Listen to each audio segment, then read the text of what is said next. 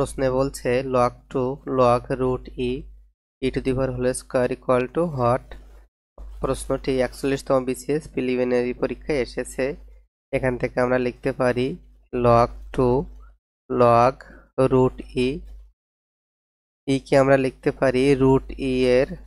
Whole square এবং তার power হবে হোল স্কয়ার, তাহলে equal to log 2 log root e whole to the power, আমরা জানি লগের ক্ষেত্রে পাওয়ারে পাওয়ারে গুণ হয়, 2 এর সাথে 2 গুণ করলে 4, তাহলে log 2, এখন লগের ক্ষেত্রে পাওয়ারটা বাম পাশে আসবে অর্থাৎ সহগ হয়ে যাবে 4 log root e two the power root e log 2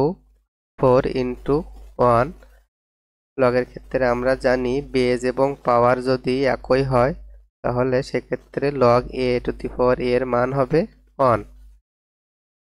তাহলে equal to log 2 two the power 4, log 2 4 কে আমরা লিখতে পারি 2 এর হোল স্কয়ার, এখন এই পাওয়ার বাম পাশে আসবে সহগ হয়ে বসবে অর্থাৎ 2 log 2 2, এখন log 2 এর মান হলো 1, 2 ইন্টু 1 ইকুয়াল টু 2, সুতরাং এই সমীকরণকে আমরা সরলীকরণ করলে মান পাবো 2।